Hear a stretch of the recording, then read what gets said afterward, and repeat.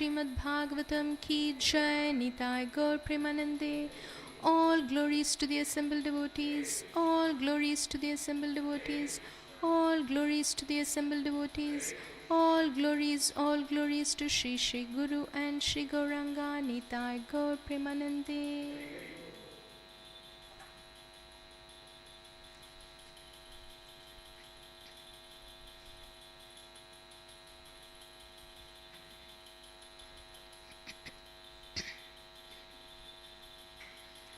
Om Namo Bhagavate Vasudevaya.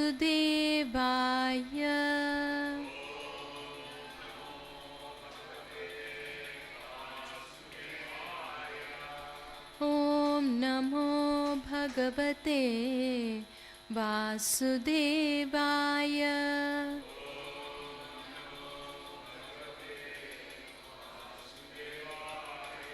Om Namo Bhagavate Vasudevaya.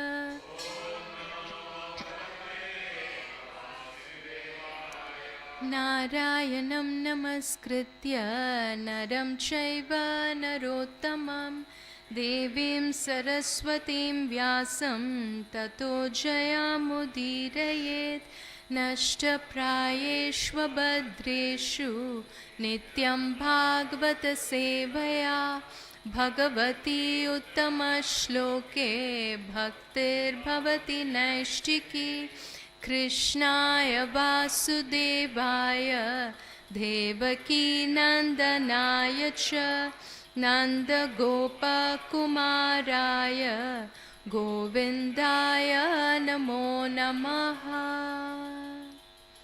Hare Krishna.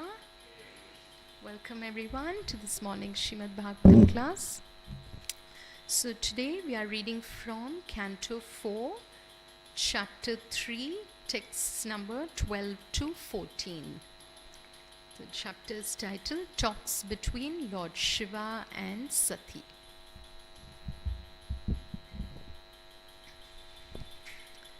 So we'll recite text 12.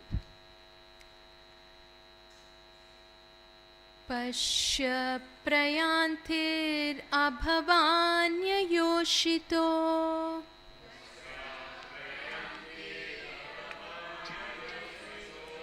Pashya prayantirabhavanya yoshito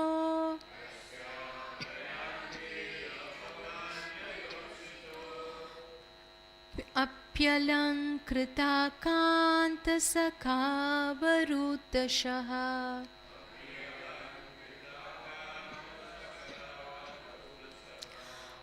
Apyalankrita kanta sakavarutashaha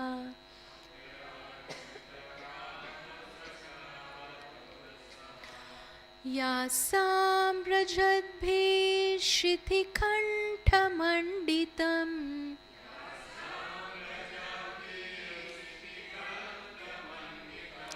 Yasam rajadbhi shithikanthamanditam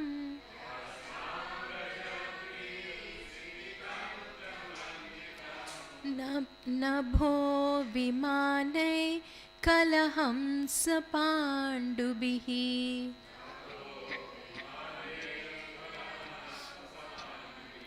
Nabho vimane kalaham sapandubihi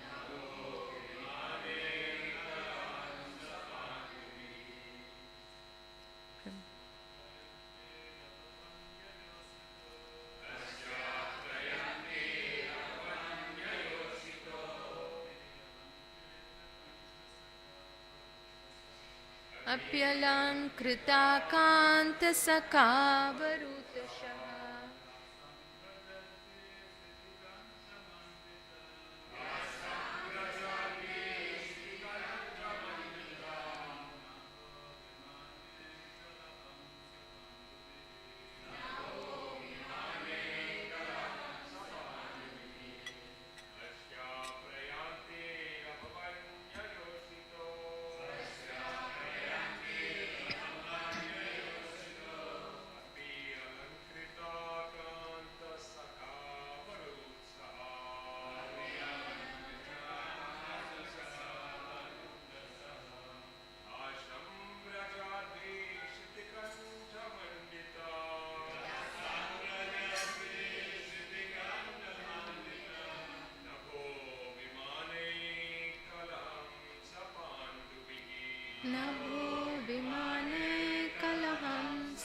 Pandubhihi.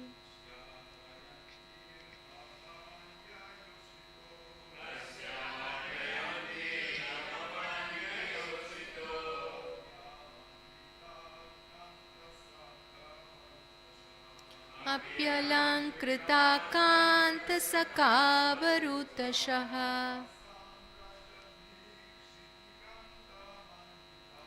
Yasam rajadbhishitikantamanditam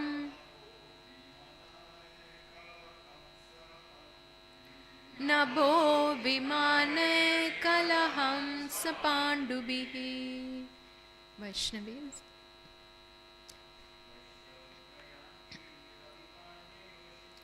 Pashya prayanti rabhavanya yoshito Apyalankrita kanta sakavarutashaha Yasam rajadbhishitikantamanditam Nabho vimane kalaham sapandubhihi.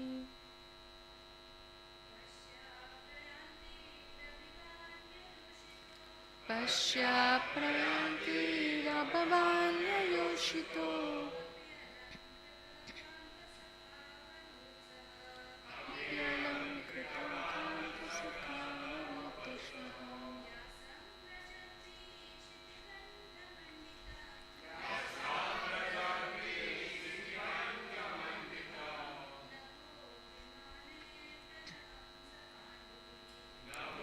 Vimane kalaham sapandubhihi.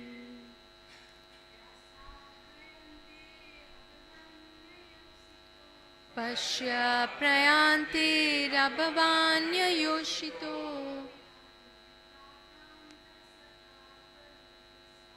Apyalankrita kanta sakavarutashaha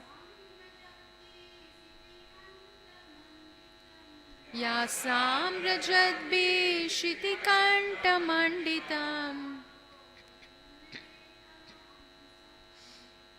Nabho vimane kalaham sapandubhihi.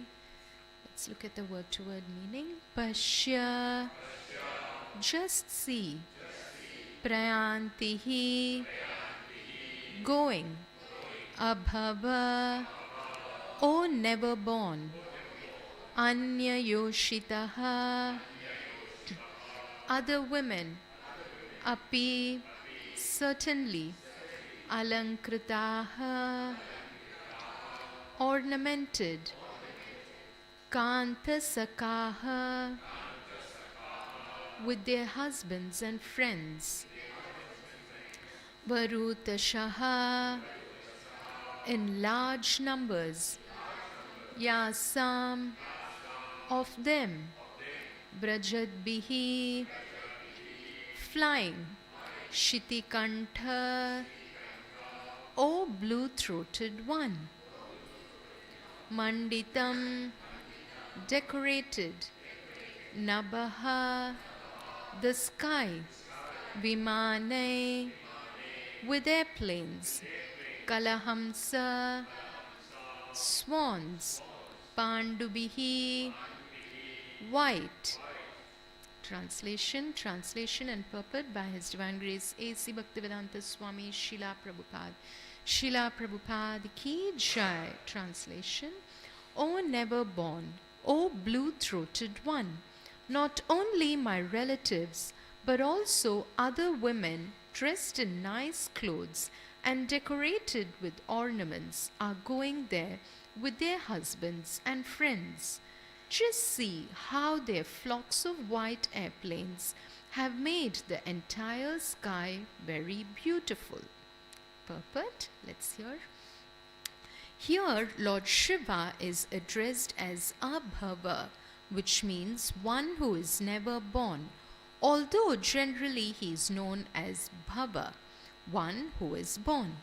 Rudra, Lord Shiva, is actually born from between the eyes of Brahma, who is called Swayambhu because he is not born of any human being or material nature, but is born directly from the lotus flower which grows from the abdomen of Vishnu. When Lord Shiva is addressed here as Abhava, this may be taken to mean one who has never felt material miseries.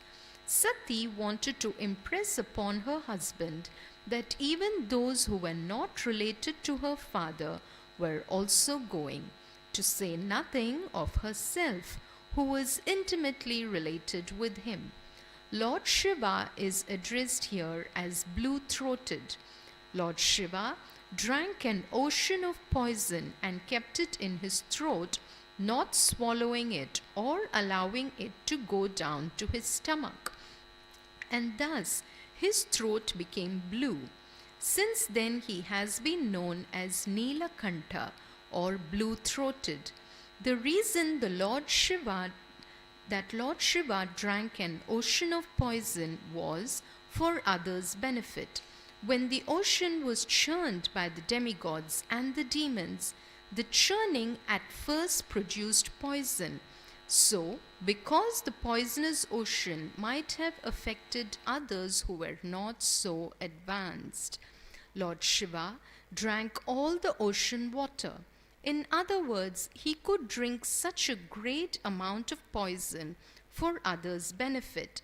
And now, since his wife was personally requesting him to go to her father's house, even if he did not wish to give that permission, he should do so out of his great kindness.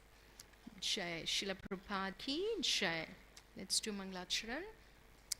Om Ajnanatimidandasya Jnananjana Shalakaya Chakshurunmilitam Ena Tasmai Shri Gurave Namaha Shri Chaitanya Manobishtam Stapitam Ena Bhutale Swayam Rupa Kadamahyam Dadati Swapadantikam Vandeham Shri Gurum Shri Yuta Padakamalam Shri Gurum Vaishnavamscha Shri Rupam Sagrajatam Sahagana Raghunathanvitam Tam Sajivam Sadvaitam Savadutam Parijana Sahitam Krishna Chaitanya Devam Shri Radha Krishna Padan Sahagana Lalita Shri Vishakanvitamscha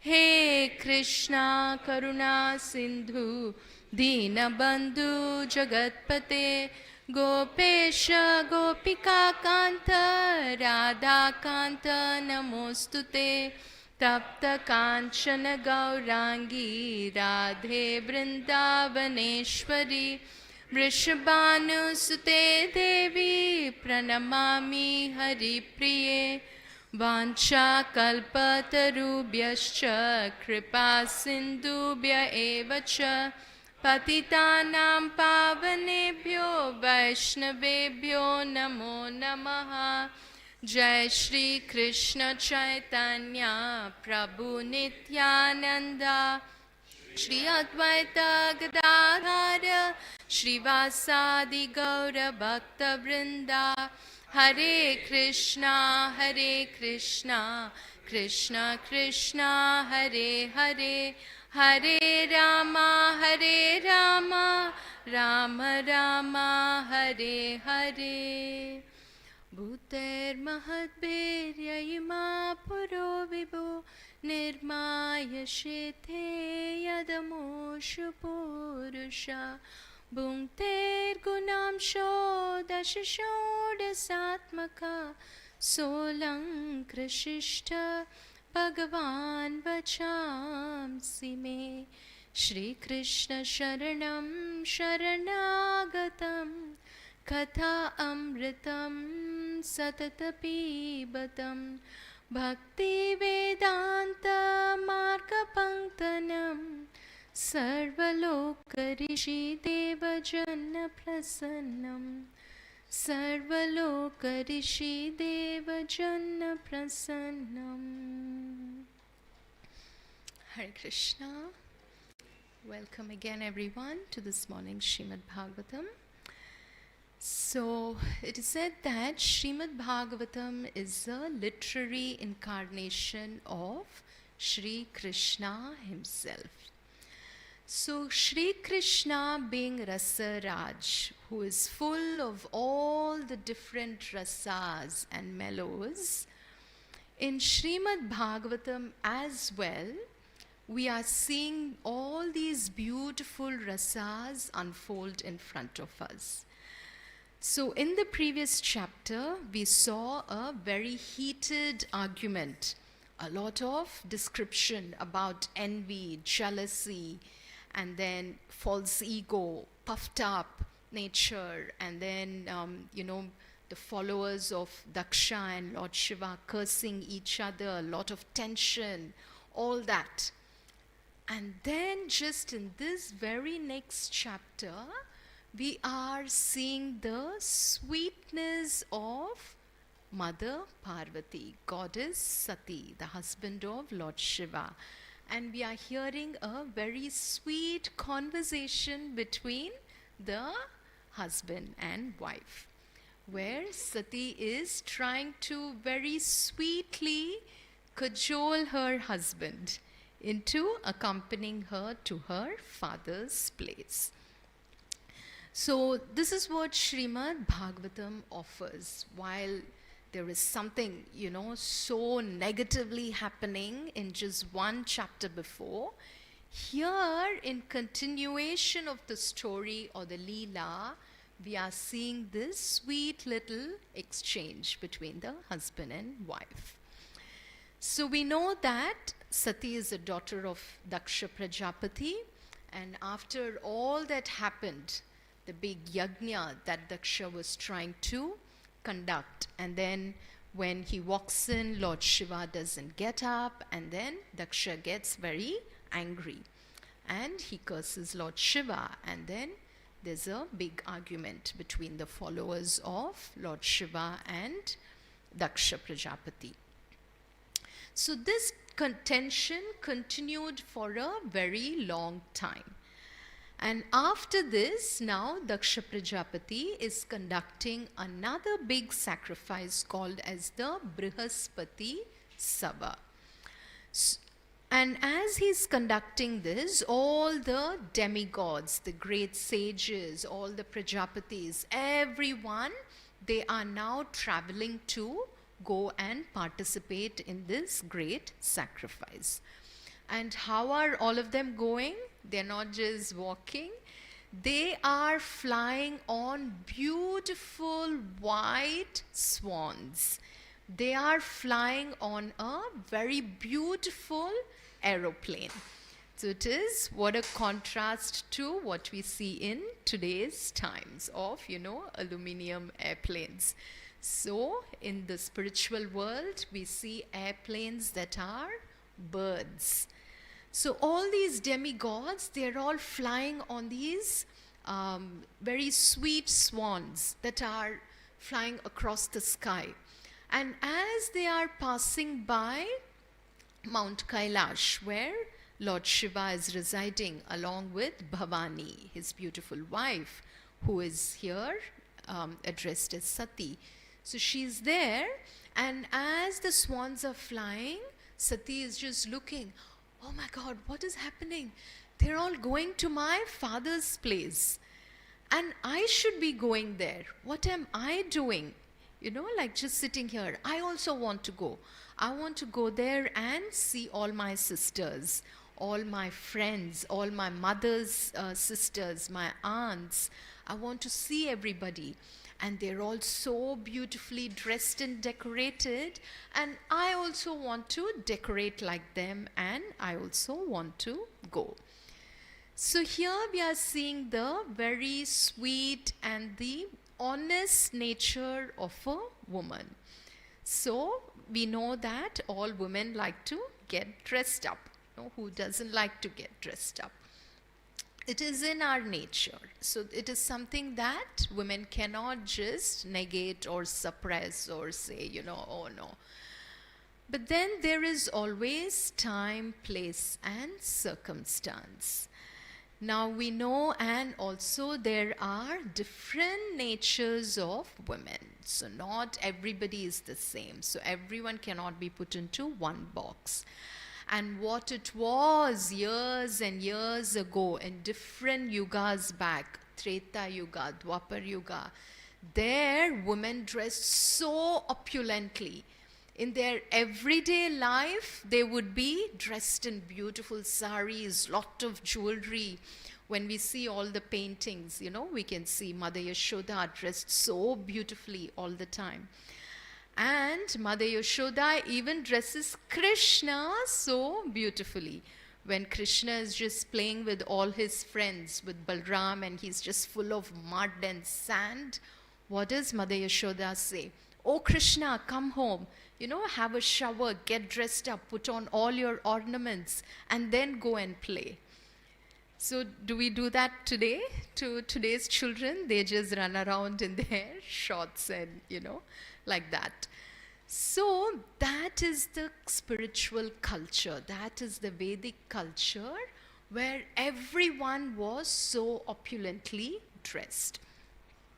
And contrasting to today's times, it is not exactly the same, although based on the time, situation, and circumstance, we do.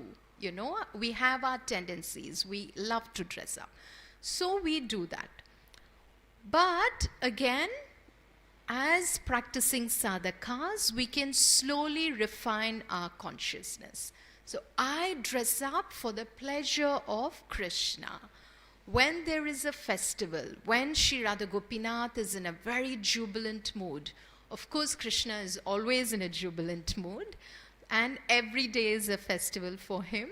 So there are different perspectives. So if we were to see it from that perspective, then every day we should be dressing up so beautifully when we come and see Radha Gopinath. And in reality, at home, we face different weathers. It is so hot. Can we imagine people wearing all the ornaments and jewelry? They might be walking around in their t-shirts and pajamas or shorts or whatever. And in winter, we put on, very warm clothes. So all this has just changed over time, where we are in today's world. But nevertheless, we can get inspiration from the pages of Srimad Bhagavatam, of how Mother Sati wanted to get dressed up so opulently, put on all her ornaments, and she wanted to go and visit her father's place. So now she is trying to very sweetly speak to her husband, who is none other than the great Lord Shiva. So she doesn't want to go alone. She wants to go along with Lord Shiva. So she's saying all very nice, sweet things about him. Just as a dear wife would talk to her husband. She would say, oh, my sweetest, can you do this for me, please? Like that, Mother Sati is appealing to her husband. And she is glorifying the great qualities of Lord Shiva. So in today's verse, she is saying that, you are abhava. You are never born. That is your greatness. And you are Shithikanta, that is, another name is also Neelakanta. You are the blue-throated one. How great you are. And you are so kind to everyone. Won't you show your kindness towards me? And won't you come along with me to my dad's place? So like this, she is very sweetly addressing Lord Shiva. So Srila Prabhupada explains that Abhava, the name of Lord Shiva here, which means one who doesn't take birth. So we know that Lord Shiva is beyond all material conditions. He is not subjected to birth, death, old age, disease, all that. Now, Lord Shiva is the Supreme Lord himself who touches the material world. So, Shiva Tattva is something that is beyond our understanding. So, such a great Lord Shiva, he is here now addressed as a Bhava. And Srila Prabhupada explains that this could also be understood as that Lord Shiva who is not subjected to any misery or suffering.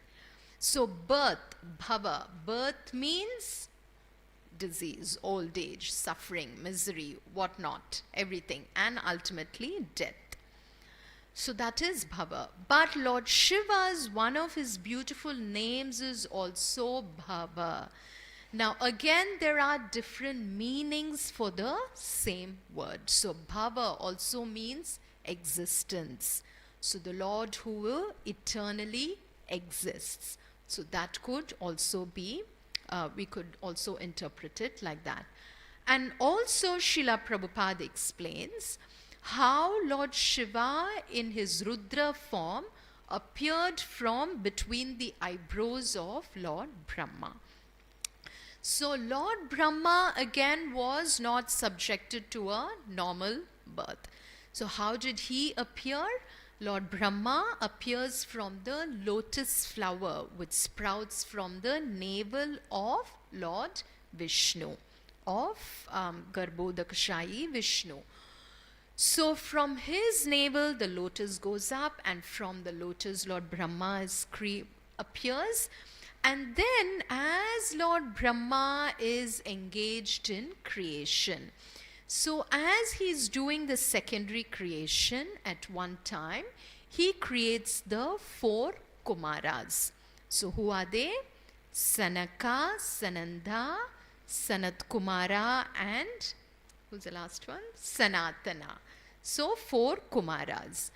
And then he wants them to procreate. He wants them to increase the progeny. But what do these 4 Kumaras say? That is Sanaka, Sananda, Sanatana, and Sanat Kumara. They are not interested in materialistic life. They don't want to create progeny or go down that path. They just want to be on the path of liberation. So they are not doing what Lord Brahma wants them to do. Now Lord Brahma is getting angry. So even though he's telling his children, the 4 Kumaras, to procreate, now they have made their decision to be on the path of liberation. So Lord Brahma is getting a bit angry, and he's not able to control his anger. Even though he's trying to curb his anger just comes out from the middle of his eyebrows. And from that appears Rudra, a little child who is bluish and reddish in color. And the child begins to cry. So Rudra also means roars.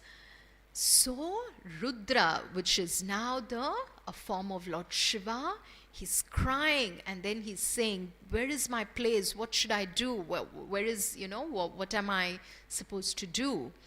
And then at this time, Lord Brahma gives him different places where to reside. So he says you can reside in the heart, in the senses, and then in the sky, in the water, in all the different elements.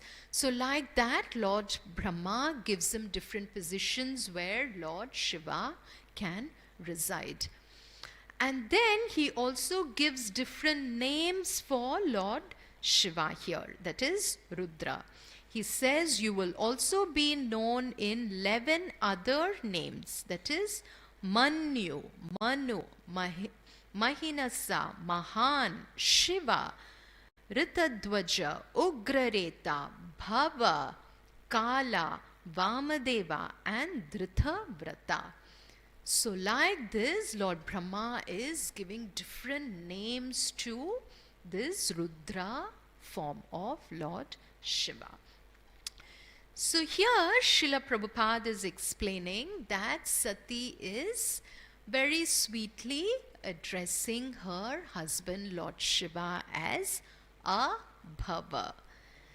So she's saying, you're so great, won't you just be a little kind towards me and allow me to go to my dad's place? And then Sati is also addressing Lord Shiva as Shiti Kantha, or the blue-throated one. Now, how did Lord Shiva attain this name? So we know the wonderful pastime of the churning of the milk ocean. So once when the demigods, they declared a truce with the demons, they wanted something amicable, a peacemaking endeavor. So what did they do? Under the guidance of the Supreme Lord, that is Lord Vishnu, the demigods and the demons, they began to churn the Kshirosagar, the milk ocean. How did they do it and for what? They wanted to get the pot of Amrita or nectar. That is, by drinking that nectar, one would not die. So that is one meaning of Amrita. That means one who would not die. So they wanted to take that nectar and they said, we will share it equally between the demigods and the demons. So saying this, what did they do? They brought the Mandara mountain as the churning rod. And then they took Vasuki, the snake, as the rope to churn the rod. So as they are trying to churn, now what happens? Due to the weight of the Mandara mountain, the mountain begins to sink because there was nothing solid at the bottom to hold the rod firmly. Now all this is a beautiful pastime of the Lord. So when the Supreme Lord wants to enjoy, he can do anything. So he can make the Mandara mountain sink. And then what does he do? And in fact, Lord Vishnu as Ajita himself, Ajita means the one who is unconquerable. So he himself also begins to churn. When the demigods and the demons, they're all becoming tired. And as the churning rod, Mandara, is sinking, what does the Lord do?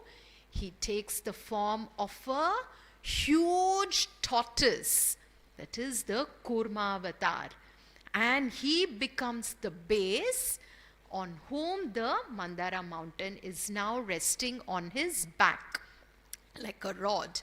And then the demigods and demons, they are churning. So Jayadev Goswami, he glorifies this beautiful form of Kurma avatar in his Dashavatara Stotra. So what does he say? Kshitirati vipulatare Keshava Tavatishthati prishte Dharani dharanakina chakrakarishte Dharani dharanakina chakragarishte Keshavadrita Kurma Sharira Keshavadrita Kurma Sharira Jaya Jagadesha Hare. So Kshitirati Vipulatare, that is the whole expanse. As Kurma avatar, he expanded himself so big that it kind of it looked like the whole universe. It was that big, immeasurable. Tava tishtati prishte, that is on your back, you carried this whole big Mandara mountain. And what did that do? As they were churning, Dharani Dharanakina Chakra Gharishte. It formed different lines on the back of the Kurma avatar. So Srimad Bhagavatam also explains that the Lord just felt like a little scratch on his back as they were churning the Mandara mountain. And by this churning, there were crisscross lines that were formed on his back. So that's why when we see the tortoise as well, we can see, there are lines on his back. So like this, as they were churning, what happened? First, a lot of poison came out of the ocean. And the poison started spreading everywhere. And then the demigods and the demons, they didn't know what to do. Usually, whenever the demigods and demons, they are, in some trouble, they will run to Lord Brahma. And then they will run to Lord Shiva. Then they will go to Lord Vishnu. So like that, they ran, and if the demigods can manage things themselves, it will get sorted then and there. If not, if something is too big that they can't handle, then it will again go to Lord Vishnu. So when the demigods and the demons, they ran to Lord Shiva, who was sitting in Kailash along with his dear wife Sati, now they asked, can you please protect us? Please help us. The poison is just spreading everywhere. And at that time, what does Lord Shiva say? He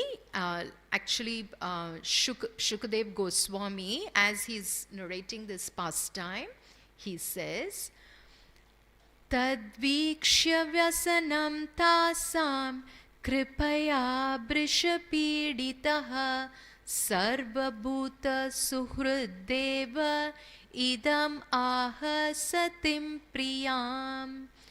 So Shukdev Goswami says, Lord Shiva is always benevolent toward all living entities. When he saw that the living entities were very much disturbed by the poison which was spreading everywhere, he was very compassionate. Thus he spoke to his eternal consort Sati as follows. So here we are seeing that Lord Shiva is Sarva Bhuta Suhrid Deva.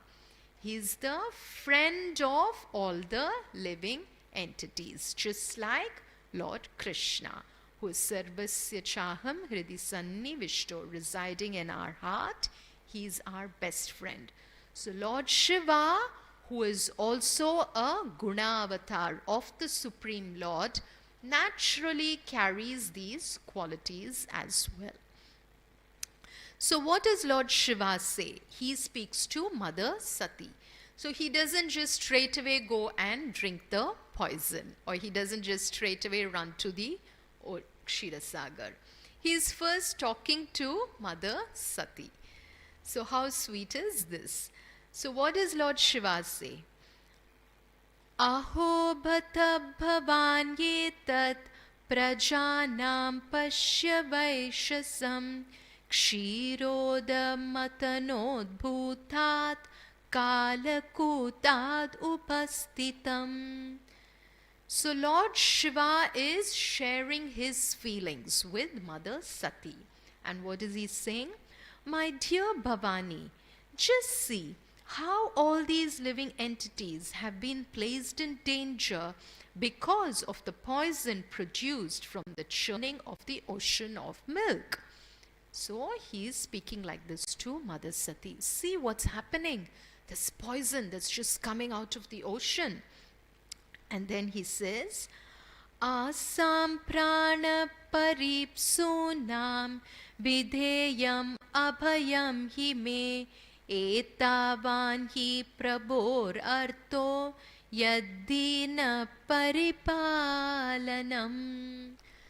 So Lord Shiva is saying, it is my duty to give protection and safety to all living entities struggling for existence.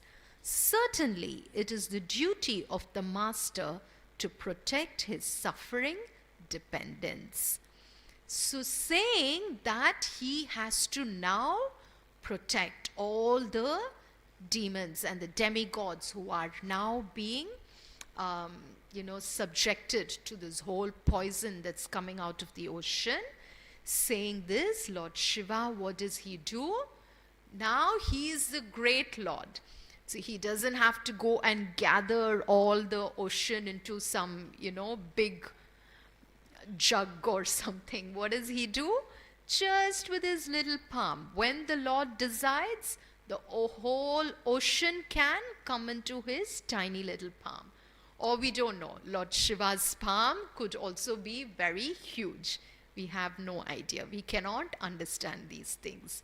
So anyway, whatever size of the palm was that of Lord Shiva, so in his palm, he took the whole ocean that was filled with poison and he started drinking it.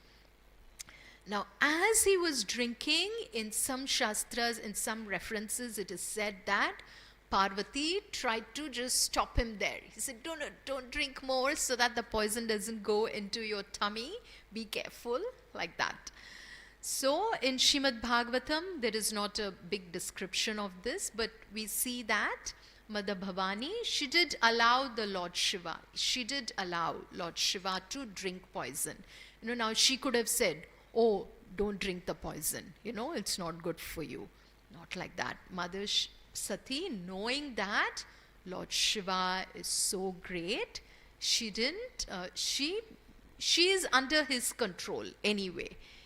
So then when Lord Shiva, he took the poisonous ocean, and as he drank it, it stopped at his throat. And that's why he has the name Neelakantha. So it formed a blue line. So there's a little song that glorifies Lord Shiva in this form. So I'll just sing 2 lines for the pleasure of Lord Shiva.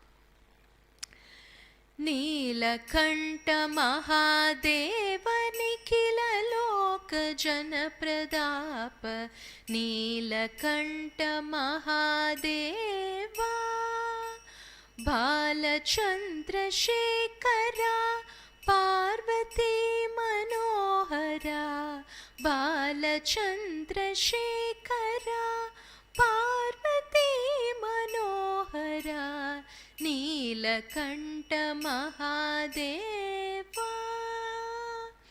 So Neelakanta Mahadeva, O great Lord, who is Parvati Manohara, who attracts Parvati, his wife, goddess Sati. Balachandra Shekhara. So Lord Shiva has the crescent moon on his head. So Balachandra Shekhara, Parvati Manohara. Neelakanta Mahadeva, Nikhila Loka Jana Pradapa. That is what we are seeing in this beautiful pastime. Nikhila Loka. So the whole universe, Jana Pradapa. The one who is protecting, giving them shelter. Now, we might think that only Lord Vishnu protects and Lord Shiva is in charge of destruction. Now, all this we have to try and see from the spiritual perspective through what our Shastras describe. So simply by taking away the poison, which is also a removal of something, through that he is giving protection. By removing the miseries, by destructing or by taking away the miseries of the people, he is also giving protection. So how is this relevant today? So Mother Sati is saying, O blue-throated one, O Neelakanta, O Shitikanta, my dear Lord Shiva, you were so kind to all the demigods and the demons that you drank poison to give them protection. Now, I just want to go to my husband's house, my dad's house. Won't you be kind toward me? I'm a poor woman, I'm your sweet wife. Won't you be compassionate towards me? So, like this, Mother Sati is trying to sweet talk to her husband, Lord Shiva. And then in the next verse, text 13, Sati goes on to say, Katam sutaya pitrigeha kautukam nishamya deha suravarya nengate anahuta apyabhiyanti sauhridam bhartur guror deha kritaschaketanam. O best of the demigods, how can the body of a daughter remain undisturbed when she hears that some festive event is taking place in her father's house? Even though you may be considering that I have not been invited, there is no harm if one goes to the house of one's friend, husband, spiritual master, or father without invitation. So again, Mother Sati is trying to give different reasons why she should go. So she's saying that, on hearing that my father is having a big sacrifice, how can I not be disturbed? Even though they didn't invite us. I know, she knows that Daksha is envious of Lord Shiva. Knowing all this, still she is saying that even though they didn't invite, they were inimical, it's okay. So what? Just as one would go to one's friend's house, your friend doesn't have to invite you. There are no formalities. You can just walk into your friend's house anytime because you know that they are very close to you.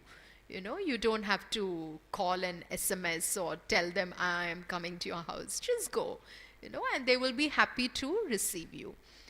So like that, or even to your spiritual master, to your guru's house. Now, I don't know how to try and understand this from my limited understanding, but nevertheless, Mother Sati is saying that the relationship between a guru and a sishya is also very personal. It's very intimate. You can share anything with your guru. And your guru, seeing what is the best thing for you, they will guide you or they will make arrangements for you. So like that, and to one's friend, like as we saw, you can go anytime. So it is there, Atiti Devo Bhava. So a guest who comes to one's house is like God himself. So we have to welcome them with love and affection. So like that, Mother Sati is saying that you are Suravarya. That is, you are the greatest of all the demigods. Now when I was reading this, I was reminded of Haridasa Varya. So who is Haridasa Varya? Does anyone remember? Govardhan. Okay. So Govardhan, who is the mountain, he is called as Haridasa Varya. That is the best of the servants of Krishna. Because Govardhan supplies everything for the pleasure of Krishna. So when I saw the word Varya, I was reminded of Govardhan. So Suravarya. So here Mother Sati is saying that you are the greatest of the demigods, Mahadeva we saw. So you are so great. Now, so let me go to my dad's place. And then in the next verse, and also we will see that in response to this statement by Mother Sati, later on, Lord Shiva will say, yes, you can go to your friend's house without invitation when provided such a friend does not find fault with the guest because of bodily identification and thereby become angry towards him. So as long as a friend is close to you, and they don't just get, oh my God, who's this? Who's come to my house now? As long as they don't have such feelings towards you, when they know that, oh, this is my friend, he or she has come to my place, if they show such excitement. Now Lord Shiva is warning Mother Sati. Is Daksha going to feel like that on seeing you? So that answer will come later on. He will speak that. So here, then in the next verse, text 14, Mother Sati says, Tanme prasidham amartya vanchitam kartum bhavan karuniko batarhati त्वयात्मनोरिद्धेहमदभ्रचक्षुषा निरूपितामानुगृहानयाचितः. O immortal Shiva, please be kind towards me and fulfill my desire. You have accepted me as half of your body. Therefore, please show kindness towards me and accept my request. So here Mother Sati is saying, you are Amartya, that is the immortal Lord. So as we saw, he is Abhava, he is also Amartya. He is also not subjected to death. So immortal Lord Shiva. And then he says that you are Tvai Atmanor Ardhe. So we know the beautiful form of Lord Shiva in his Ardhanarishvara form, where he is half man and half woman. So there is a deity of Lord Shiva in this beautiful Ardhanarishvara form. That is, Lord Shiva is Purusha and Prakriti is Bhavani, Mother Parvati, who is material nature. So Purusha and Prakriti, so the feminine and the masculine energy, they always function together. So that is a principle that we see in the Ardhanarishvara form of Lord Shiva. And then of course, where does this come from? The sweet Lord Krishna and his dear eternal consort Srimati Radharani. So Krishna is never separate from Srimati Radharani. He is always there in her heart. And she is always there with him. She never leaves him. Even though we see different pastimes, Srimati Radharani might get angry and she might run away, and then Krishna will go chasing, and then he will go and apologize. So we see all these different pastimes. But so, where was I? So when you speak about Srimati Radharani and Krishna, we forget everything. So Srimati Radharani is also the Hladini Shakti of Krishna. She is always giving pleasure to Krishna. So that way they are inseparable. And we see that same principle here being reflected in Lord Shiva in his Ardhanarishvara form, along with Mother Parvati as one half of him. So here Mother Sati is trying to glorify Lord Shiva by saying that, I am one half of you, so how can I go alone without you? So both of us have to go together to my father's sacrifice. So saying like this, she's saying, oh Lord Shiva, please accept my request. And on that note, Sati finishes her very sweet talk with her husband. And then in the next set of verses, we will see what Lord Shiva is going to speak. So I'll end here. Any questions, comments, corrections? Okay, thank you. ग्रंथराज Shrimad Bhagavatam की जय, शिला प्रभुपाद की जय, शिला गुरुदेव की जय, अनंत कोटि वैष्णव वृंद की जय, निताय गौर प्रेमानंदे, गौर भक्त वृंद की जय।